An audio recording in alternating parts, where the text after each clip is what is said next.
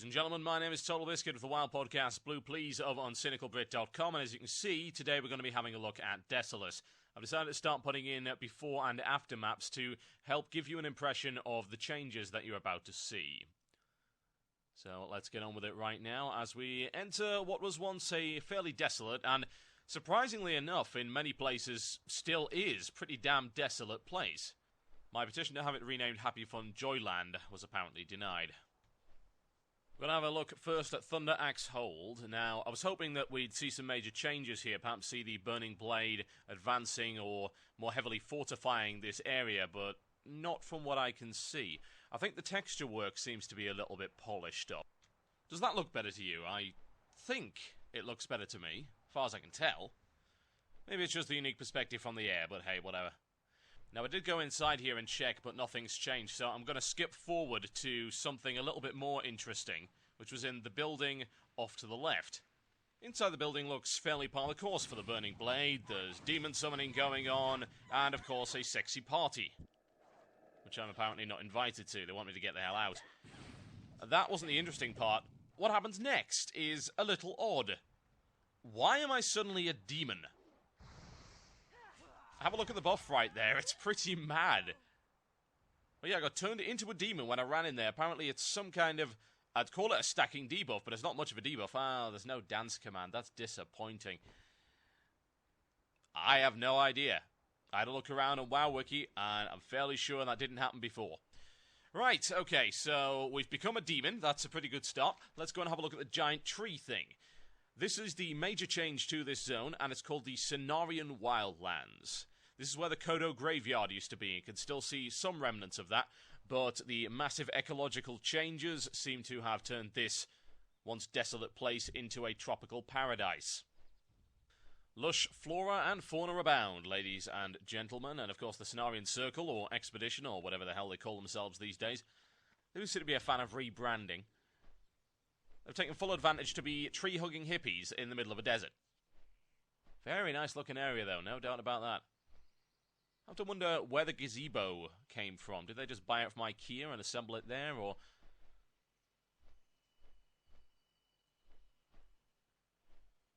Sunbeams, very nice effects there through the trees.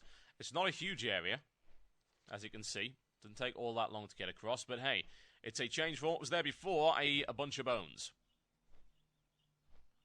I've noticed earlier the Goblin Peddler is still up to the north of the zone there.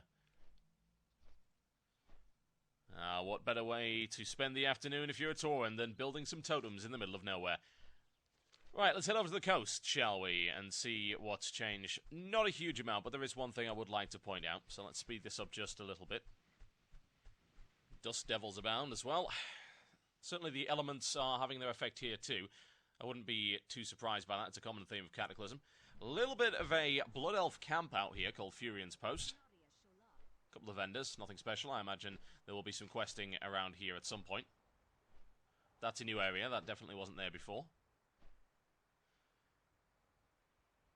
You see some lights off in the distance there. I'd like to show you them. They're part of a different zone, which I'll have a look at in a future video. They're actually part of Stone Talon. Specifically, that's the coast of the Charred Vale, which is now taking full advantage of the new lava effect. And the lava is pouring into the ocean there, coming up in brightly coloured steam. It's good stuff. We'll have a look at that in a future vid. Now, this little island over here has always been around, but I wondered whether or not its inhabitant had been. So I had a look around on WoW-Wiki and had a look on WoWhead, and there was no mention of this guy. It's a giant new-style elemental. It's really more of an elemental revenant by the name of Lord Hydronus, and he seems to be beating the crap out of any Naga that he sees. This island used to be heavily populated by Naga, but he seems to have committed some kind of genocide. Most of the Naga have moved over to this island, which is a little larger, and of course all of the Naga who were around the coasts and the cliffs over there, they're still hanging around. Have a look at this from the air. As if I need to mention it right now, very nice water effects in this area as well. Now, nothing's really changed in the next few minutes of the video, so I've sped it up. You can have a look at it from the air nonetheless. We'll We're coming around now to Moradin as well as Shadow Prey Village. I was hoping to see a little bit of advancement in terms of the Troll Village off on the coast there, but nothing's changed as of yet. That said, there could be some things coming later in the beta, so don't get too disheartened. All the way around the Centaur camps here, and there's the entrance to Moradin, same as always. I did go inside here just to see if there's been any changes. There don't appear to be. All three of those zone entrances to the various wings still seem to be intact. I imagine most people will be using the LFG tool anyway to get into there. Okay, and around here to Shadow Prey. Still a little bit dry around here. And there we go. Quaint little village, isn't it? Still no boats come, unfortunately. Hopefully we'll get some kind of naval connection. If you want to go fishing, this is one of the better places to do it. Okay, there's a few more areas I would like to show you. We've got the Manarok Coven, which I'll fly over. There's not really been any major changes there. But you'll see a new area to the bottom right that was not in the old map. I cannot find any information on this, so I have to assume that it is brand new. And it appears to be infested by the Burning Blade. Flying over some centaurs here. Now, this you'll find unusual. These Gelkis right here are openly hostile, and they have no faction anymore. Now, the Gelkis and the Magram used to be parts of a quest where you had to pick one or the other, and then you did quests for one of them. And they used to be, as I recall, they started off unfriendly, and you talk to one of the quest givers, and then you'd be able to do quests for one of them and earn reputation and lose it with the other. That doesn't appear to be the case anymore.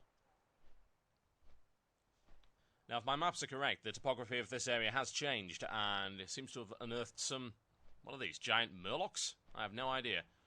Let's fly up a little bit, have a look at them. There we go. I have no idea what those are. But they are covered in skeletons, one way or the other. You'll have seen on the map that there is an indication of those bones being there, whereas on the old map, no such thing. A few centaurs hanging around. The odd thing about a lot of these centaurs in these areas that now have skeletons and or demons and burning blade is that they can't be clicked on. On that basis, I've got to wonder whether or not they're supposed to still be there, or there's just some kind of remnant of the previous old world that hasn't been removed yet. There's one big-ass Doom Guard right over there. I want to stay the hell away from that if you're a low level. Now, all of this area right here looks fairly similar to the Shadow Break Ravine. That was a fairly hidden area, only a couple of quests. However, it seems the Burning Blade and Demon Infestation has got significantly worse. It's now expanded out to this larger area called Shock the Car. And you can see the Burning Crusade models in full use here. Very similar looking buildings that you used to see in Shadowbreak, but like I say, much larger area now that they're covering. Some nasty looking water in there, not good for a swim. We'll head over to Magram territory, and what we will see here is the fact that the Magram are also hostile. They have no faction markings and don't appear to have any reputation anymore.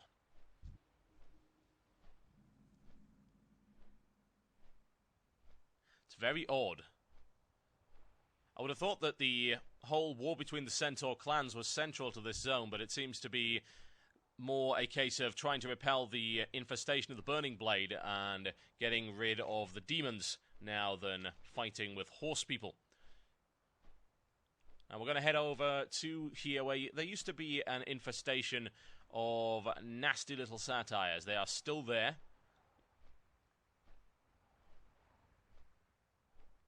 Let's have a look in here. Yes, up to their tricksers. Nasty, filthy satyrs. It's a little bit greener around here than it used to be. And one last thing that I want to show you, of course, that's going to be the Alliance camp at the top of this zone. Didn't spot any major changes, but I've never been in it. At all. Actually, no, I think I've been in it once to gank people. Aside from that, not at all. And that concludes our tour of Desolace, ladies and gentlemen. Not a huge number of drastic changes. aside from the obvious one in the dead center of the zone. I think we're going to see some moderation in some of these zones. They're not going to go crazy for absolutely everything just for the sake of changing it. Good stuff, though. Looking to see some demon plot lines. That's always enjoyable. My name's been Total Biscuit, and this has been a look at the revamped zone of Desolace. I'll see you next time.